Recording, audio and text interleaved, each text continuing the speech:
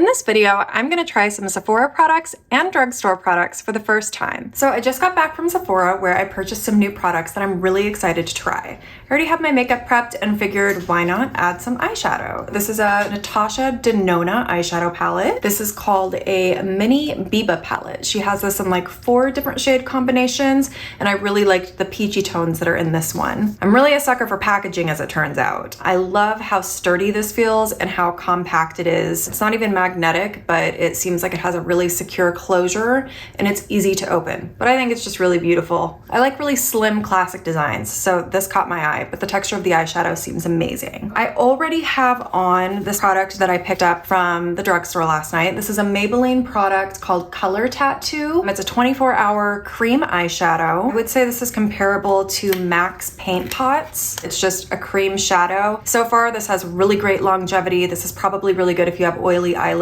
I also got this in a plum that's really beautiful and I can use it as an eyeliner, which I'm really excited about. Okay, so I have no idea what I'm doing, but we are going to do something with this palette. I'm gonna go in with the matte colors first. I'm just gonna pop this through my crease. The color payoff is fantastic. These are really blendable and the Maybelline eyeshadow base underneath it is working fine. So I alternate between doing windshield wiper motions and then doing little fine circles in the crease. It's just 2 different techniques to make sure that I'm getting color payoff, but also blending. And then between shades, I always like to go in with a clean, fluffy brush and just blend around the perimeters to make sure that I'm not getting any harsh edges. So now I'm gonna go in with this matte, darker shade, get the excess off on my hand so that it doesn't fall on my face. And I'm going to bump that into the outer corner of my eye. So these are adhering really nicely, partially because I have that eyeshadow base underneath. These seem like they would just be really good blendable adhering pigments anyway, but the eyeshadow base definitely helps. Just packing it into the outer corner. I'm gonna pick up that same brush that I used for the crease, but I'm gonna spin it. This brush kind of is tapered, so I'm gonna use the point of it and just make sure that these colors are blending together. Okay, so now I'm gonna take a little bit of this outer corner shade. I'm gonna put this in between the darkest shade that I just applied and the crease. I like my eyeshadows to look really blended and gradient. Go back and blend this one. And then I'm just pulling this out onto my brow bone a little bit. This brush is kind of stiff. I think I got this from TJ Maxx. I like the beauty section of TJ Maxx and sometimes they have some really great finds. So I'm gonna take a different brush and I'm gonna grab a little bit of this peach and just go right through the crease.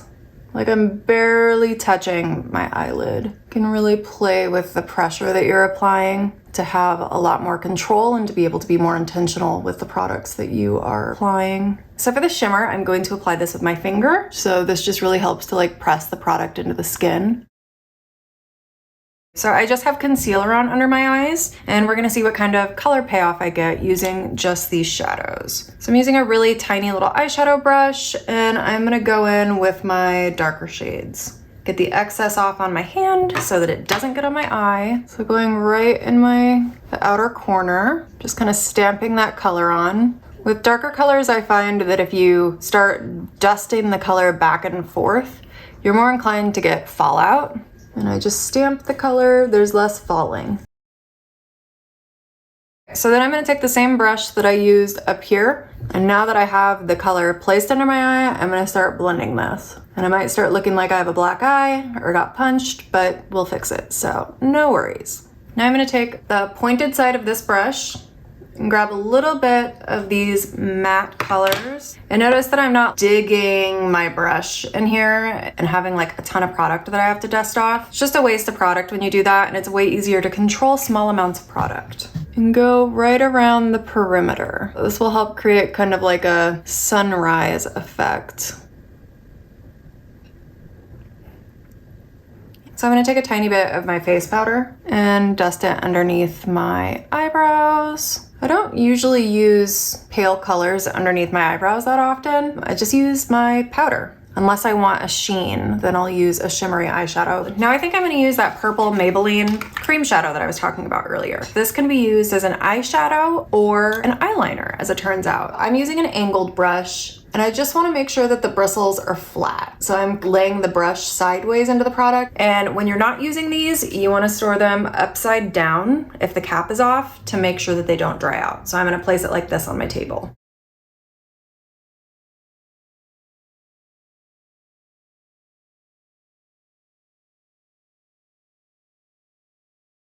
So I'm kind of blending this into the shadow in the outer corner. I really like the texture of this product because it is literally just blending right in. It's not giving me any trouble transitioning from using it as a liner to a shadow. I'm gonna grab a tiny bit more and I'm gonna stamp it underneath the eyes to get a little bit more color payoff. This has a little bit of a sheen to it, which I like. Purples are really great if you have like hazel or green eyes. I'll do the same thing on the other side.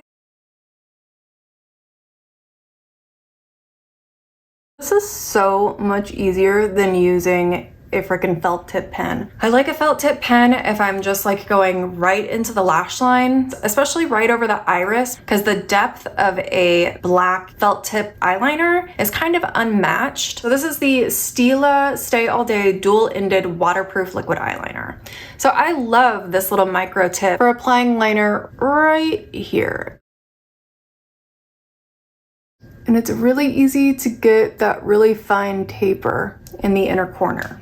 But for a wing, oh my God, this frustrates me so much. So now let's use a little bit of this new concealer that I got. I saw this trending on TikTok. This is the Saie. I don't know if I'm pronouncing that correctly, but it is their Hydrabeam. I think Sephora said this was a serum concealer. It's definitely very balmy and very hydrating. If you're somebody who's oily, this probably will not be your favorite formula. But if you're somebody who is chronically dry like I am, this might be your new best friend.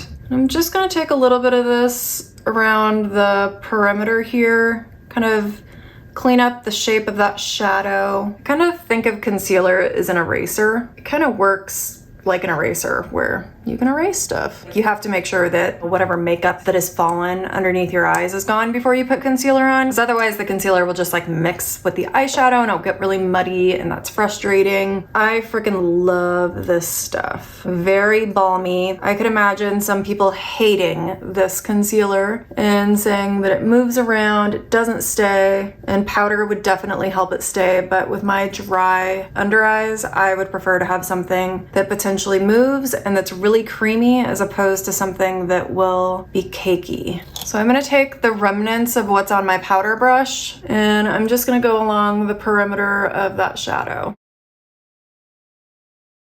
This is Sephora mascara. I already have some on, so I'm just adding another layer. I'm gonna take a little bit of this concealer and take it through the center of my face.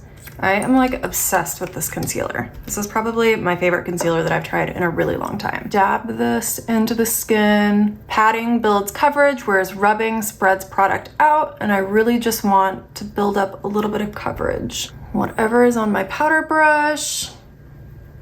Then I'm gonna try this nude stick. So I went to Sephora to actually get the Makeup by Mario contour stick, but it's sold out everywhere. And I remembered these have been getting a lot of attention as well. And then I compared the shades, the prices, and the quantity, and I decided that I like this better anyway, because this is slightly less yellow than the lightest shade from the Makeup by Mario contour stick. And also you get a little bit more product and it's a much more compact packaging, which I like. For whatever reason, I like compact things. So this also has a brush on the other side, which maybe we'll try out. I don't think I've ever used a brush that's part of a makeup product, but we'll see.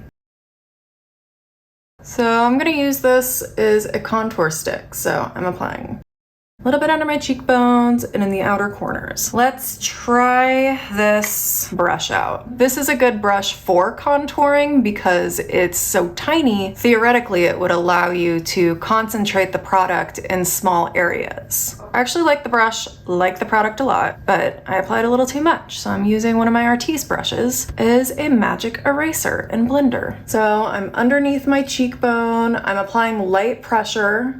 If If I apply a lot of pressure, I'm basically gonna wipe the product off of the center of the swipe and then I'm left with it on the outsides. So you have to use light pressure when using these little brushes. Otherwise you aren't getting the color payoff that you signed up for.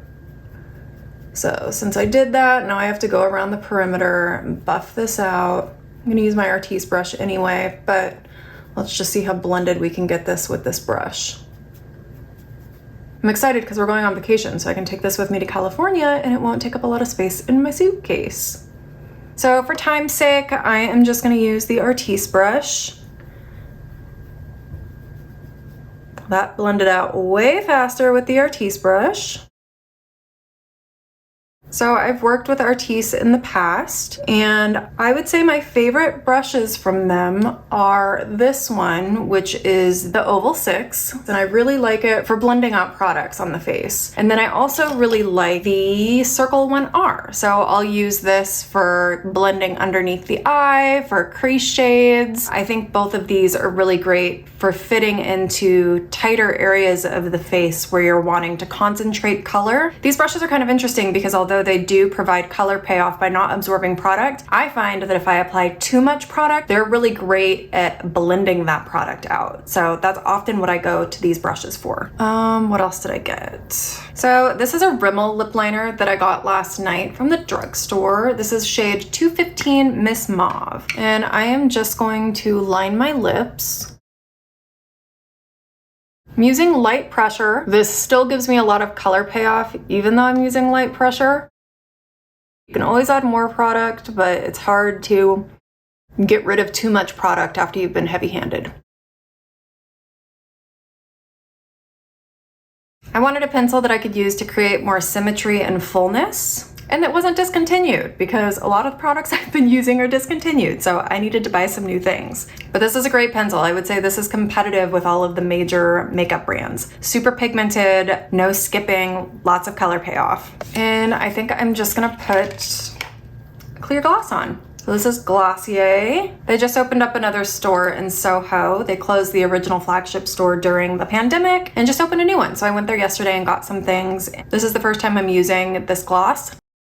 I like it. It's really comfortable to wear. It's really thick on the lips. It is sticky, but it's not as tacky as MAC or Bobbi Brown's clear lip gloss. It feels really hydrating too. So happy with this. And I think the last thing I'm gonna do is just clear brow gel to get any eyeshadow or powder that may have gotten on my eyebrows while I was doing my eye makeup. So this is the final look. I can honestly say that I like all of these products. They either met or exceeded my expectations, especially these little Maybelline cream eyeshadows, which you can also use as an eyeliner. The only kind of critical feedback that I could give is that if you're somebody who has a lot of fine lines, or if you have really oily skin, you might not like this concealer. But if you're somebody who doesn't have a lot of dry surface texture and you just like really hydrating, creamy products, this stuff is fantastic. It's definitely a new favorite of mine. That was a lot of fun. I honestly haven't had that much fun trying out new makeup for a really long time.